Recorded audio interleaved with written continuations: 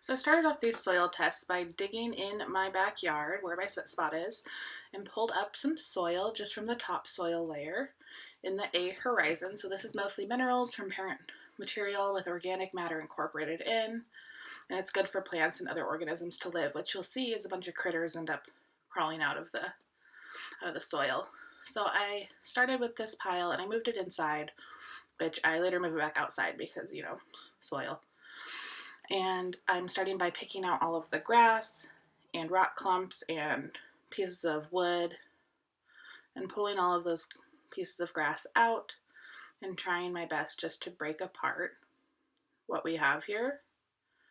So I mostly just have soil from the topsoil layer. So here I am breaking up some more clumps. And I found a little worm while doing so. And a bunch more organisms came out of the soil, but I didn't quite get all of them on video. But I'm going to put him back outside and then just continue to break apart all the clumps until I get as small of a material as possible. And what I'm noticing here is that there's a bunch of pieces that are able to kind of slide and stick together, which tells me that I likely have a pretty clayey soil here, a lot of clay in this soil. As you can see, all of those particles kind of sticking together. So I'm moving some of them that I've broken apart a little bit more and picked through a little bit better to a separate pile, and I'm going to use these for my test in a jar, where I'm going to separate out the different types of components in the soil, and I'm going to use the other material for my field tests, testing how it feels when wet, and if I'm able to form it into a ball, and if I'm able to make it into a snake or a ribbon. So I'm moving these outside, and I'm coming over here and I'm going to try out my field test.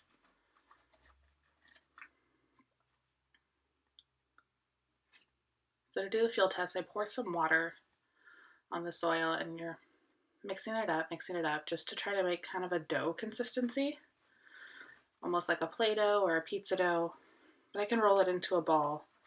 And I'm noticing that it stays all together even when I apply pressure, which tells me that it's likely a bunch of fine textures together, or so it's likely a clay or a clay loam.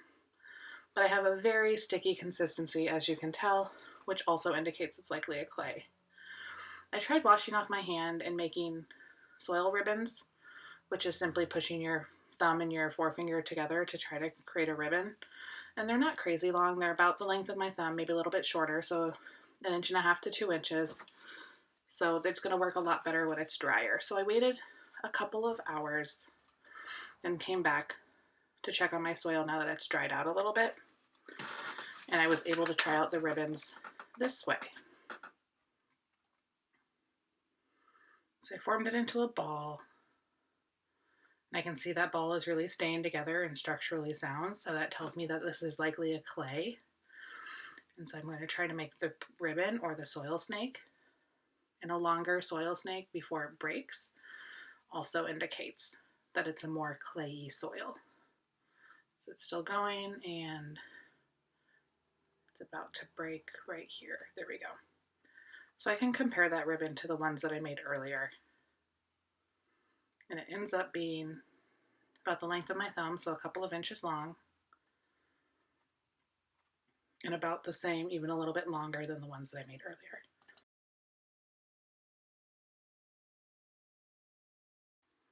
So here I go, trying to make a fourth soil ribbon, a little bit faster now with the video. And it's important to try a bunch of times because it does take quite a bit of practice to be able to do this. And I am no expert by any means, but it does take a while. I've done it for a while, so be able to compare. That's a pretty long one. That's a pretty good indicator of the kind of soil we're dealing with here. So I'm able to feel the soil here, and I feel that it's not gritty and it's really smooth, which tells me that it's a clay or a silt. Clay is more sticky and silt is more smooth. So now I'm back to the regular soil that I separated before, and I'm trying to get it even smaller and even more separated out into the individual particles as much as I can. So I'm shaking the little pieces out and trying to save the bigger clumps on top and then push those apart. So that one was a rock, so I pulled that aside. I'm just trying to make them all as small as I possibly can so that I can use these to do my next soil test, which will be separating out the different layers.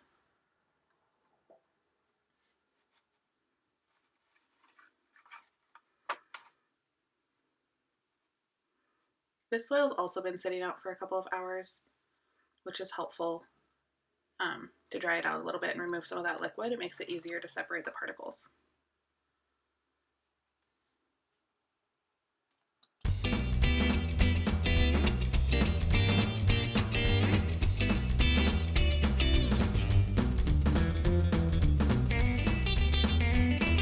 So now that my particles are pretty small, I'm going to start calculating the percentages of sand, salt, and clay. So I'm going to use this clear container to do it, which is just a magic bullet container that we don't really use, and a lid.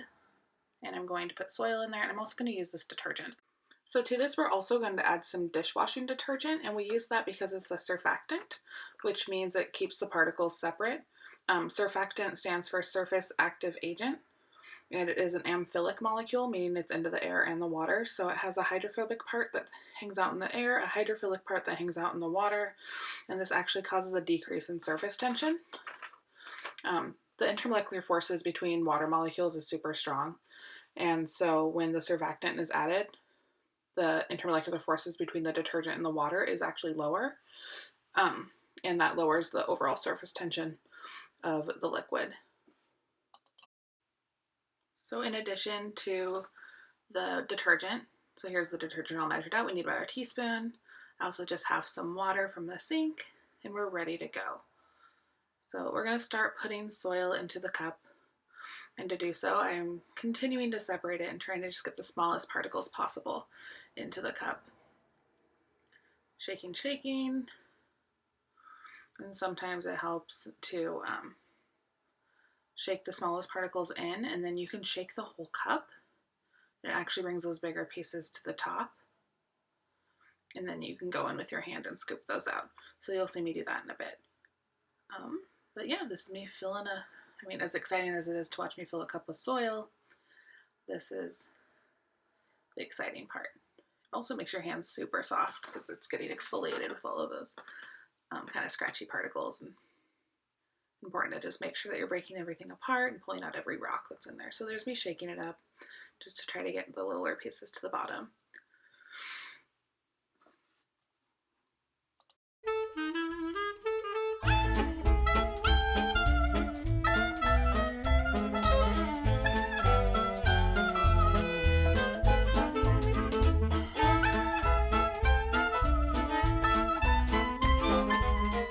So now we got the soil all ready to go. I'm going to fill the cup about a third of the way with soil.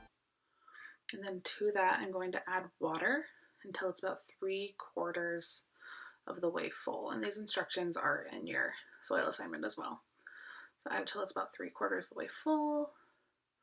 And then the next step is to add a teaspoon of that detergent or the surfactant. So here goes the detergent.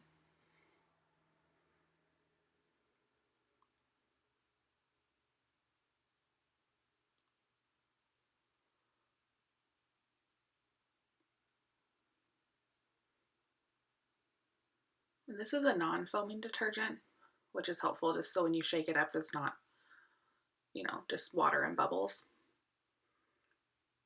So get the lid on really tight because you're going to shake it for about 10 to 15 minutes.